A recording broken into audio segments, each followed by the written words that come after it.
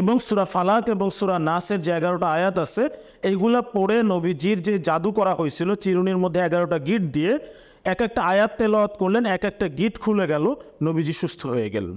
আসসালামু আলাইকুম, আমি ওয়াসিফুল ইসলাম, কাজ করছি রুকিয়া শারঈয়া এবং হিজামা থেরাপি নিয়ে। আমাদের প্রতিষ্ঠান নববী লাইফস্টাইল। আমরা ঢাকা সহ সারা দেশেই আলহামদুলিল্লাহ রুকিয়া সার্ভিস দিয়ে আসতেছি। আসুন আজকে আমরা নবীজির জীবনী থেকে রুকিয়া সম্পর্কে জানি। নবী করিম সাল্লাল্লাহু আলাইহি ওয়াসাল্লাম তিনিও জাদুগ্রস্ত হয়েছেন। ইহুদি লাবিদ ইবনে ইয়াসাম, আমরা জানি সবাই যে নবীজিকে জাদু করেছিল নবীজির চুল এবং চিরুনি ব্যবহার করে।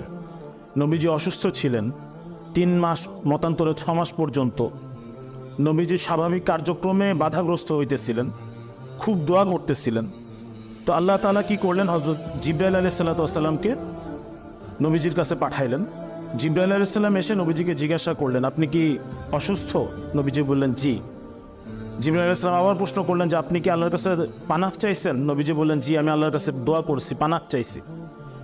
তো জিবরাইল আলাইহিস সালাম নবীজিকে রুকিয়া করলেন। কিভাবে, কোন শব্দগুলো ব্যবহার করলেন? জিবরাইল আমিন বললেন, বিসমিল্লাহি আরকিক মিন কুল্লি শাইইন ইউযিক মিন শাররি কুল্লি নাফসিন আও আইনি হাসিদিন আল্লাহু ইয়াশফিক বিসমিল্লাহি আরকিক।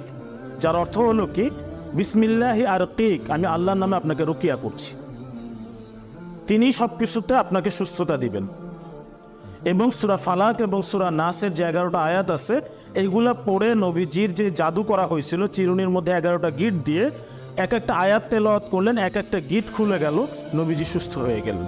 আমরা তখনই রুকিয়া করি যখন একটা মানুষ নিজে নিজে রুকিয়ার মাধ্যমে বের হয়ে আসতে পারে না। বরং আমাদের প্রত্যেকটা ঘরে ঘরে রুকিয়ার প্র্যাকটিস থাকা দরকার। প্রত্যেকটা মানুষ নিজের পরিবারের রুকিয়া করা দরকার। এরপরেও যদি এমন কোনো অবস্থা দাঁড়ায় যে নিজে নিজে বের হইতে পারছি না, তখন আমরা আছি আপনার সাহায্যের জন্য। ভালো থাকবেন সবাই। আসসালামু আলাইকুম ওয়া রাহমাতুল্লাহ।